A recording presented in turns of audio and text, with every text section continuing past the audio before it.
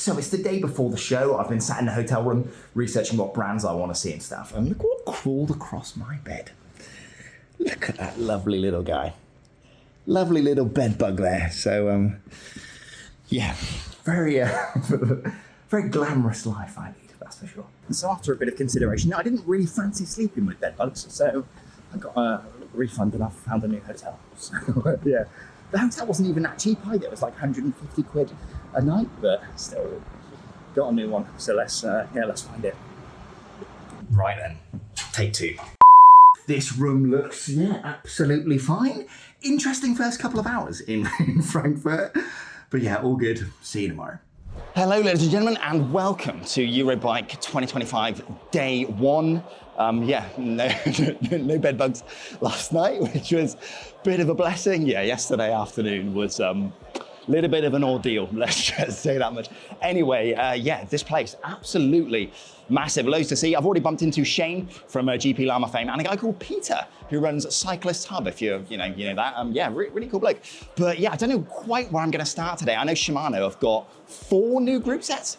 They've released all like true wireless group sets as well. So I think I'll try and hit that first, but yeah, let's see how we get on.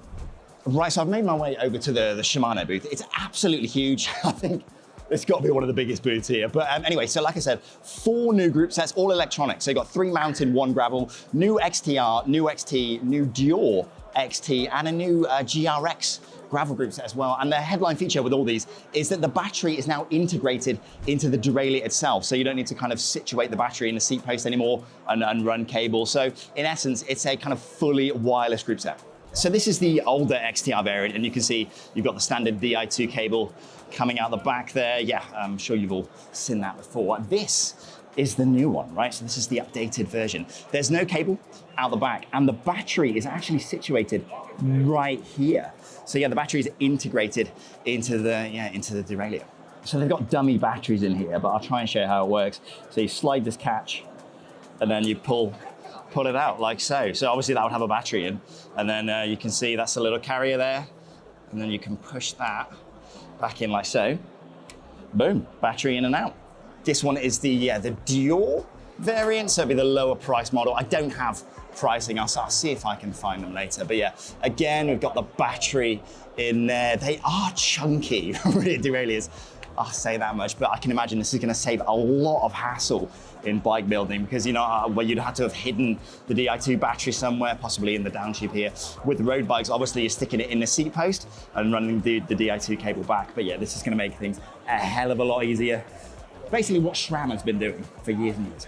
Now, as far as I'm aware, they've also slightly updated the brakes on the new XTR as well. So I believe they're using a slightly thinner mineral oil variant. So as far as I'm aware, and please correct me on this if you know, but I think that if shops are gonna be fitting this, there'll be a specific new type of mineral oil that, the new system, the new XTR system will have to be bled with. All right, so this is the new GRX, and again, you've got the battery back here. So yeah, very similar layout to the other ones I've just shown you, but it looks like they've updated the shifters as well. It looks like slightly updated ergonomics here, and I can have a quick play around with it because I got one on the stand here. But as you'd expect, obviously perfect shifting. But there is one other aspect to all these group sets which is really interesting.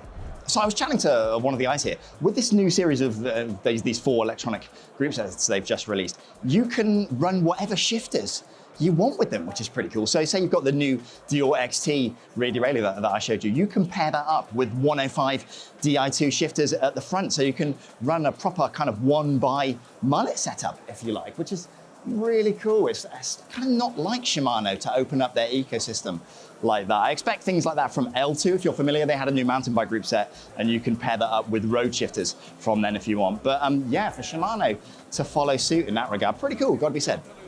So I guess one thing worth mentioning about the show this year, it's gone from what used to be strictly a kind of bike show to slightly more broader spectrum over the last couple of years. The tagline they use is mobility or eco-mobility. And essentially what that seems to have kind of rounded out to is virtually every brand has bought an e-bike. We've got, like electric cargo bikes, electric trikes, everything seems to be, e-bike related this year. So I'll definitely try and check that stuff out as well. But regardless, let's crack on.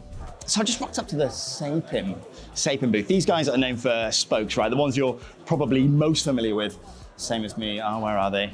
These are the CX-Ray, but they're the CX-Ray Pro spokes, right? Pretty kind of standard stuff. They also have CX Carbon, which I wasn't aware they were doing. So yeah, carbon, kind of a bladed carbon spoke here. Interestingly, they use a stainless steel kind of heads and nipples on here, because I think all the carbon spokes that I've seen come out of the kind of Chinese manufacturers like Fastpaws, etc., tend to use aluminium sort of heads and nipples on their spokes. But check this one out. I need to kind of find someone and ask a few questions, but they're called the RC1 spokes. And look, they're completely bendy. They almost feel like rubber in a way. Yeah, apparently they say they're, where we go, weight ratio, yeah, strength to weight ratio, 10 times that of steel. So I need to get some more info on them, because look at these. I guess quite similar to the Goosin spokes or the Bird aramid fiber spokes. But yeah, I'm gonna get some more info on it. Right, well, it's a B2B day today, so I asked the guy if he's got a bit of time to explain the spokes, but he's in the middle of a meeting, and I think they've got them lined up all day, so I'll have to come back later. But those spokes did look really, really cool. Let's see what else we can find. So this brand behind me, Rush, is one I'm quite familiar with, actually. I've got a few of their bits on AliExpress. So they do kind of braking and braking components. And specifically, I've had a pair of these. So these are mechanical disc brake calipers, which I've got quite a soft spot for, actually. I've tried loads in the past, and these ones seem to be pretty good. Well, at least when I tried them. So I think the best mechanical disc brake calipers I ever tried were the Zhuantech GTF6 calipers, but those, I think, ran me 250 quid for a single caliper. Yeah, these ones are a lot cheaper. So I got my ones off AliExpress in black, and for a pair of these, it cost me 30 quid, I think, including delivery. They're a dual piston design, and the cool thing about them is the fact they have an oil reservoir on the top here. They're quite similar to the TRP high road calipers that came out in, like, I think 2010 or something, maybe 2012. So yeah, quite similar to that, but just a lot cheaper. I bought a pair of high road calipers for what, 180 quid for the pair? These, yeah, 30 quid for two, so a lot cheaper. And the fact they've got a reservoir up the top means that when the pads wear down, it can kind of replenish any oil in the brake loop here from the reservoir. So if you do see these on AliExpress and you're in the market for some, yeah, relatively decent mechanical disc brake calipers, I could certainly recommend these. From using them, yeah, the kind of the braking performance and bite is pretty good. They also do your kind of basic dual piston caliper that I'm sure you're all very familiar with. Not tried them myself, but I'm sure they're pretty good. But yeah, Rush, honestly, did not expect to see these guys in this particular haul at Eurobike. But yeah, I have tried their stuff and it is decent. So if you see it on AliExpress, yeah, give it a go. Right, again, behind me, another brand I'm familiar with from the depths of AliExpress. I'm not quite sure how you say it. Is it Gineyea? But yeah, well, from my experience, they do some pretty decent bottom brackets for the money. So yeah, I deal in a lot of the cheaper bottom brackets, and these guys always impress me. So you can get it in whatever kind of format you want, I suppose. Yeah, press fit, threaded, whatever you need. And yeah, they're usually quite cheap. So you can pick them up for about 25 quid, something like that. And in my experience, they last about twice as long as a lot of the other cheaper ones I've dealt with. I just find the overall quality, and especially the sealing on the stuff like the end caps here, is just a lot better and a lot more refined than some of the cheaper ones. I use ZTTO bottom brackets a lot, but if I can find them, these are the ones I'll try and use. They've got a lot of headset variants as well, and obviously these use bearings, same as bottom brackets, so kind of makes sense. But yeah, they do a lot of integrated solutions, as you'd expect, but these are kind of quite interesting. So you can see, rather than going through the spaces, they've just got little holes on the outside of the headset cap here. So presumably that's brake, and I think they're a bit small for gear, so DI2, whereas this one here, I think that looks like a 5 and a 4 millimeter hole. So yeah, brake hose, and then gear cable. And again, with headsets, if I can find them, Gineyea, a really decent brand. So if you find these, definitely try and pick them up. So I popped over here, loads of other cool stuff as well. So I didn't realize they did, yeah, carbon crank sets. So yeah, carbon crank arm there. Same here, carbon crank arms. And we've got an aluminium dub axle and then a steel, yeah, Holotech 2. There's no price on these. They can only do OEM prices, which aren't really relevant. And they've also got these. So these are, yeah, titanium really, really lightweight. I think they're a hollow. They seem hollow. A hollow titanium crank arms with a titanium axle spindle there. We've got 3D printed titanium pedals here. Again, I could only get OEM prices, which are completely irrelevant to you guys. And yeah, look at that. Carbon, nice carbon, pedal there as well. So yeah, Gineyea, yeah, they do a lot more stuff than I initially thought. It's a brand I quite trust, actually. So if you do see them on AliExpress, yeah, I'd recommend them. Well, like I said, unfortunately, they only had OEM pricing, which doesn't really make sense because you'd have to buy like 1,000 units in bulk. So unfortunately, I couldn't get any retail. But yeah, interesting stuff. I'm gonna have to get my hands on a set of those carbon cranks, I think.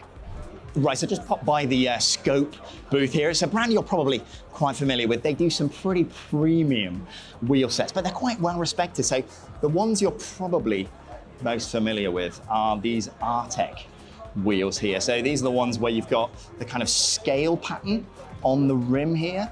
So yeah. Apparently there's a lot of aero benefits to putting those on, kind of designed with nature in mind, I suppose. But yeah, let's have a look. So these Artec 6 wheels, what we're looking at, yeah, 4,000 euros. So pretty pricey stuff.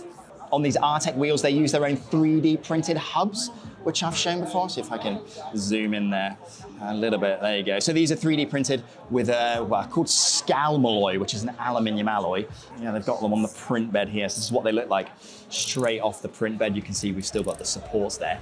And then after a bit of finishing, it ends up looking like this. So yeah, pretty premium wheels, that's for sure.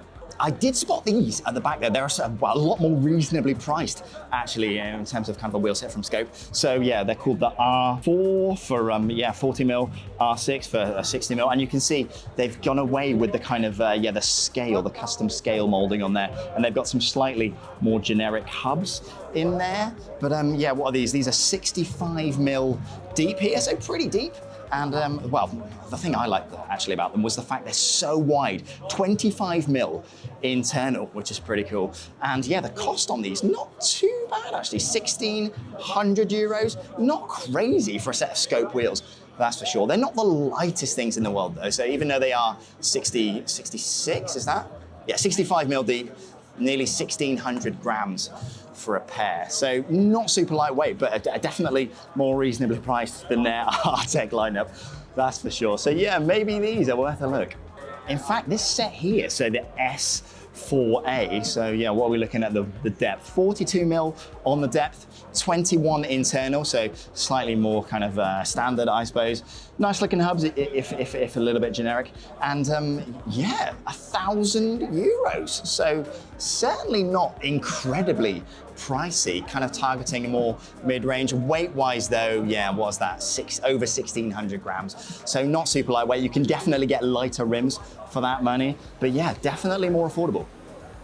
Just spotted this rather tasty looking ENVE bike, obviously massively out of my price range, but well, notice this for starters. Can you see that braided Di2 cable? And apparently this whole frame set, you can see it's made in Ogden.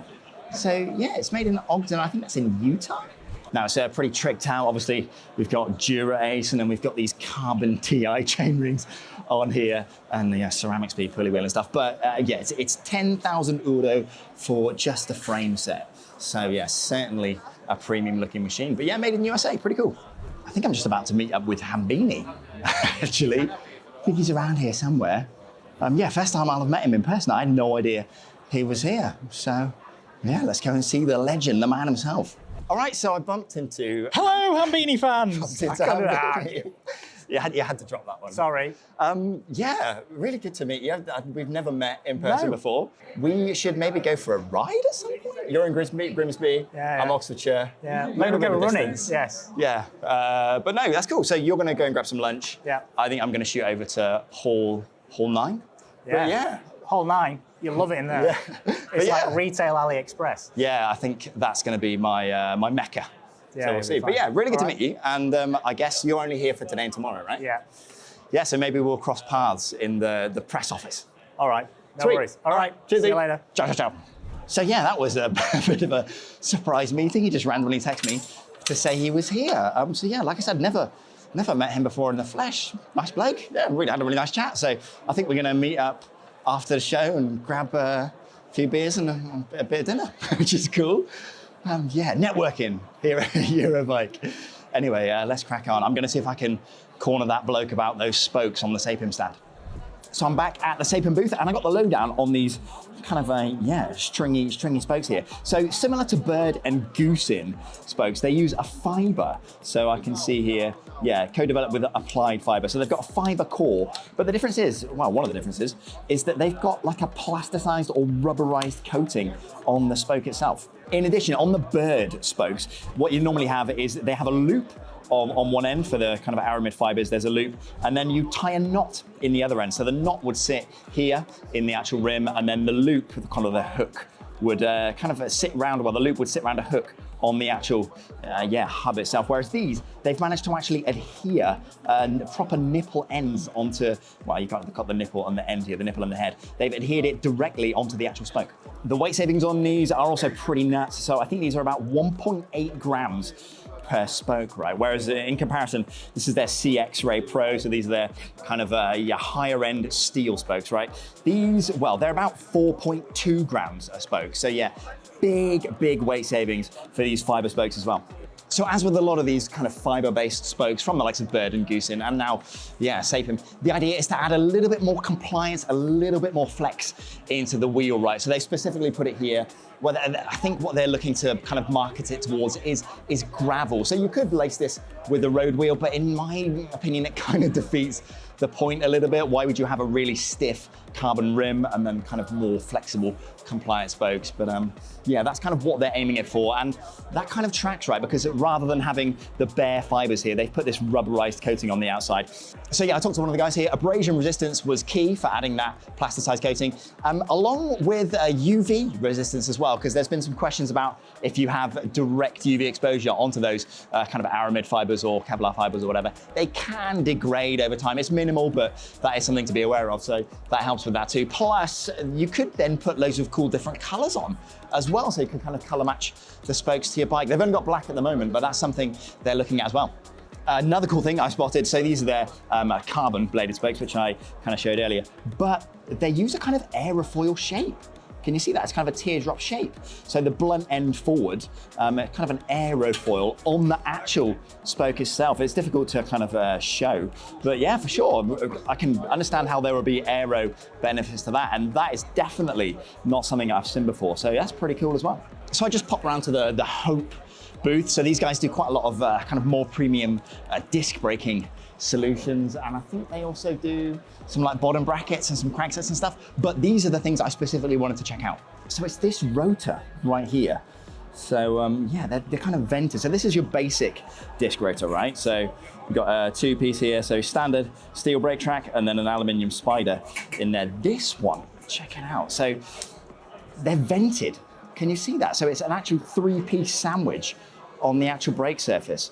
So you've got, an outer brake surface, and then it's kind of vented in the middle. So extra heat dissipation, and also really good for kind of shedding water as well. Obviously, mountain bike specific, really. There's no need for this kind of tech on a road bike, but have a look at that. Really, really cool. So they're obviously kind of wider, chunkier than your standard rotor, right? So they're built specifically for, their V4 brake. So you have to have a specific brake caliper to run this disc rotor. But if you really need that extra heat shedding power, those are pretty cool looking, it's got to be said. I also spotted these, so these are their RX4 calipers here. So these are these ones at the back here. Specifically, I've looked at kind of a dupe of these from a company called Z-Race on AliExpress. The design is quite similar, so it's interesting to see them in the flesh. The machining is definitely superior on these ones, although I think these are for a SRAM DOT brake fluid system, but either way, nice looking set of calipers. Although the dupe, the Z-Race ones that I tested, they were pretty good as well, it has to be said. So I popped into Bigrock, hopefully you can read that up there. It's a brand I'm relatively familiar with. Joe, I think, stocks these guys, potentially. But we've got, this kind of standard looking aero frame here. Nothing particularly nuts about this. So 960 grams in an extra large and mixture of, I think it's T800 and T1000. carbon fiber, and retail on this I think was 1,700 euros. So I mean, it looks lovely, but the thing that caught my eye was this. Right, so this is obviously, yeah, a hardtail mountain bike frame here that they do this carbon, but look at this fork. So Cannondale used to do one like this called the Lefty, and maybe they still produce it, but it was a suspension fork. This one is completely solid. You can see it's got the post mount adapter on the bottom there for the disc brake caliper. And yeah, this is kind of an aluminium boss on the end, and this is carbon fiber, so it's bonded in here. But I don't really understand why you'd want a hardtail mountain bike and then a solid fork on the front. I mean, then you've not got any suspension, and then shouldn't you be riding a road bike? I mean, maybe I'm missing something entirely here. So let me know if there's something that I'm just not aware of. But yeah, just wild to see a completely solid, lefty fork here on a mountain bike. Another thing they showed me here on the Bigrock stand was, this particular handlebar that they're quite kind of proud of. So it's called their Skyline bar, and on the face of it, looks pretty normal, I guess. Nothing particularly crazy about the design. But the interesting thing about this particular bar is the amount of spaces you can get with it, right? So essentially, you can adapt this bar to virtually, well, any kind of road bike that's available at the moment. So you got Factor, there's Airco TCR, Scott Addict, we've got Scott Addict there, Tavello, Factor. So essentially, when you buy this bar from them, you can essentially choose what bike you're running, and they'll give you the appropriate spacer to make sure all your cable routing fits nicely and works with this bar. Now, retail on that, I think they told me was 280 euros. So, and that will come with your choice of spacer as well. So that's pretty cool. The one thing that was a little bit weird is it's got these 3 bolts on the front here for your computer mount, rather than your kind of standard 2-bolt pattern. And that's because they have their own proprietary computer mount, which I'm not a massive fan of, honestly. Fits in there quite nicely. But yeah, essentially it means you're stuck using the one that they designed. So it seems to work fine. But I always think that's a bit weird when people use proprietary mounts. Why not just use the 2-bolt pattern? Works fine. But that's what they've chosen to do. Pretty nice looking bar, and yeah, really interesting that you've got so many choices with regards to what bike you can fit it on.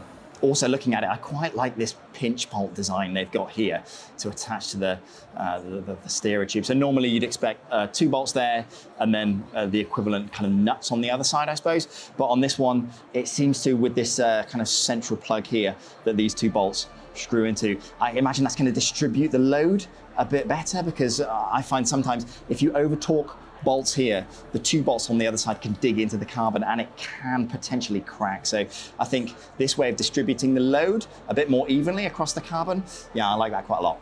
They've also got their own carbon cranksets here, and whenever I see these, I'm always really interested, because when carbon cranksets from China first started coming out, especially on the cheaper end of the market, the quality wasn't good, but it's improving year on year. Things get better and better, and these are kind of a prime example. They seem really well made, solid construction, great machining on all the kind of parts here. This takes it's a SRAM GXP mounting system, so you can put a kind of a 1-piece chain ring on there. And yeah, apparently it's 200 euros. So what's that, like 170 quid retail on carbon crankset. So pretty decent. So yeah, Bigrock, interesting. I definitely heard of them. But yes, it's cool to see. They've got some really good products, but this lefty fork here, that's got me stumped. So if you give me any insight on that, that'd be great. Right, I just popped by this booth, HT pedals. I'd never heard of them before, but the pedals right here caught my eye actually. So let me swivel the camera around here. I'm always on the lookout for lightweight SPD SL or Look Keo pedals, because I've not really found that many out there. And these ones here, this PK 02T and this one PK01 caught my eye. So the PK01s here, these are a carbon composite pedal with a chromoly axle spindle there actually, and these ones are 199 grams for the pair, and considering the latest Dura-Ace pedals are 230 grams, so they're a lot lighter than those, and they're only 140 bucks actually, so that's pretty reasonable too. Now, if you want to go all out, the PKO2T pedals, these ones, have a similar body, very wide platform on there. So these are all Look Keo compatible here, but a nice wide pedal platform and a titanium alloy axle on there. Those ones are a bit more expensive, 270 bucks for the pair, but 185 grams, which is pretty impressive. So always love to see lightweight SPD, SL, or Look Keo pedals. Right, I've got the Enduro bearings stand here behind me. These are some pretty premium bearings, so not really my usual fare. But I did notice on the press release that they kind of put out before the show, there's one particular bearing where the claims did seem a little bit too good to be true. So it was this one here that caught my eye, the XD15 bearings. Basically, you can see corrosion-proof ceramic hybrid bearings that only improve with use regardless of riding conditions. So guaranteed for life, these bearings right here. So it actually says bearings actually get faster with use, will never corrode, and are backed by a lifetime warranty. But the bit I found a bit too good to be true, can you see this? A material so tough that should grit find its way inside, it polishes the bearing races smoother. So allegedly it doesn't even matter if stuff gets past the bearing seals because the innards are so rock solid that it'll just grind it away into a paste and that'll end up polishing the inside of the bearing races. See, I'm slightly dubious about some of those claims, but they do offer a lifetime warranty. I'm pretty confident they're not cheap though. I'll try and find a price, but interesting strategy, I suppose, to sell bearings. So I got the price, it was about 130 quid per bearing. So for a bottom bracket, you need two, so that's 260 quid for just the bearings inside the bottom bracket, pretty up there. But I mean, at least the spiel, the marketing spiel, sounded, quite convincing. Silicon nitride ceramic balls with like a special grade of stainless steel for the bearing race. But to say that any grit that gets in would then polish those bearing races smoother, pretty wild claim. 130 quid though, pretty steep. I don't think I'll be spending that much money to find out for myself. But let me know what you think. Do you reckon it's worth it? Also, while we're out here, I guess I should talk about the sponsor of the video. There isn't one, it's me. I paid for the flights, accommodation, everything out of my own pocket. Maybe if I'd have got someone to sponsor it, I wouldn't have got a hotel with bed bugs. But, we'll never know. So I guess if you could just subscribe, that would really help offset some of the cost. But anyway, let's see what else we can find. All right, so I just popped back inside to have a chat with the Microshift guys, actually, because it's a company that's always really intrigued me. So they're a smaller group set manufacturer, and I think they're based out of Taiwan these days.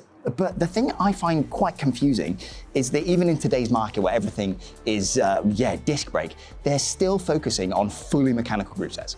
So if you want to run disc brakes, which I'm sure most of you out there would, you've got to use a mechanical caliper like a TRP Spire. That's the guy on the booth, that's the one he recommends. Just seems like a weird missed opportunity when the likes of Sensar and L2, two smaller group set manufacturers, I assume of a similar size to Microshift, they're able to produce some kind of decent mechanical group sets with hydraulic brakes. But seemingly Microshift are not going to bother.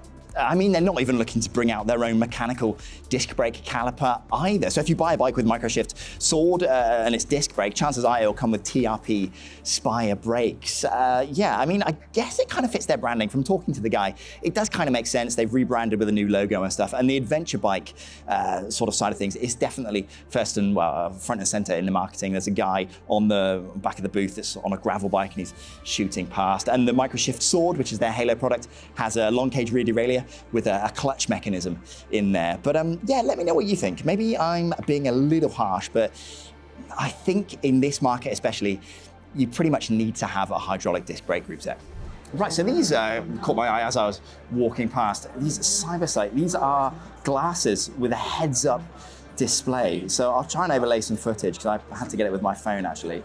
But they give you a full dashboard and it links up with your Garmin, so you can see kind of speed, gradient, heart rate on there, and you can customize the dashboard on it too. Battery life is 8 hours for this, which is pretty cool. Lenses are replaceable. The price is pretty up there, so it's 450 bucks. bucks for these. But yeah, genuinely a really cool bit of tech. When you've got them on, obviously it's difficult to show you, right? But yeah, it is exceptionally clear and it doesn't obscure your vision or anything. It's really bright. Even here in this kind of bright conference area, it's very, very clear. So yeah, these are definitely pretty cool. So allegedly they're the world's lightest heads-up display glasses, which is pretty cool. They're taking pre-orders, so if you order them now, I think you said 2 weeks, and you can get them. Yeah, so if you fancy spending 450 bucks on a pair of heads-up display glasses, yeah, these guys are the ones to look out for. So these pedals, these really caught my eye actually as I was walking past. So big claim, right? Lightest pedal in its class, 58 grams a piece. So for both pedals, that's 116 grams for the pair, which is pretty bonkers. So yeah, the kind of the method of entry is unlike anything I've ever seen really. So 360-degree entry you can see here, and this is a basic principle, right?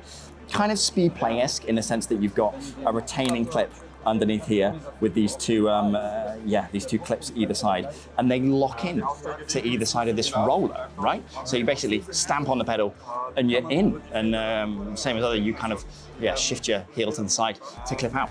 Really, really customizable as well, right? Because you've got the float here at the front and you can set it either side by 20 degrees, which is it's 20 degrees of float either side, so 20 degrees in total, right? So you can set the float to whatever you want. And as well, customizable stance width. So you don't even need new axles, right? So with the same axle, you just put in some different spaces, which you can get, and you can go from 52 up to a 55 on the stance width. So you get really, really interesting. Well, it's just a prototype at the moment, right? Hence the reason we've got a kind of 3D printed cleat here, as it were. This kind of body is going to be made of injection molded plastic. I assume it'll be the glass fiber impregnated plastic like most cleats you get. But they told me that they're aiming to get it out as soon as possible. Really, I couldn't get a date, but they said they're looking to aim for price point around 300 bucks, something like that, although nothing is confirmed. They're doing a limited rollout of about 300 sets, I think,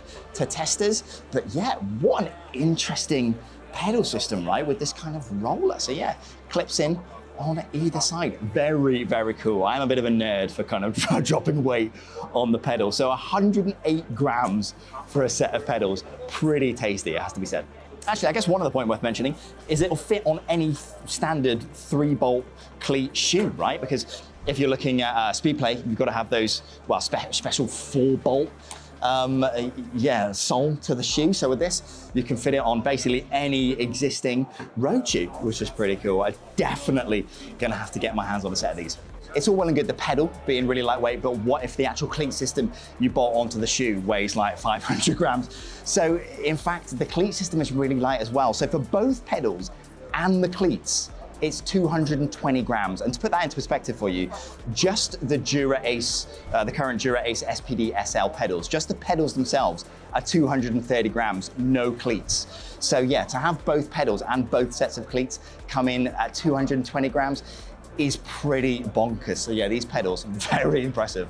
All right, I think that pretty much does it for day one here at Eurobike. I've got a little bit of time left, but I'm absolutely knackered. I've only done 2 hauls essentially today, so 11 and 11.1, which is on top. That's mostly the retail stuff. So I think tomorrow I'm gonna hit booth, haul number 9, which has got all the kind of Asian brands in there. So I think that'll be pretty interesting. And I was looking back at the footage, I think in a lot of it, I look quite greasy because, it's hot for one. It's been like 32 degrees today, and I put a bit of sun cream on. So apologies if I look kind of greasy and overworked, but I tried my best. Anyway, thank you for sticking with, and I guess see you tomorrow.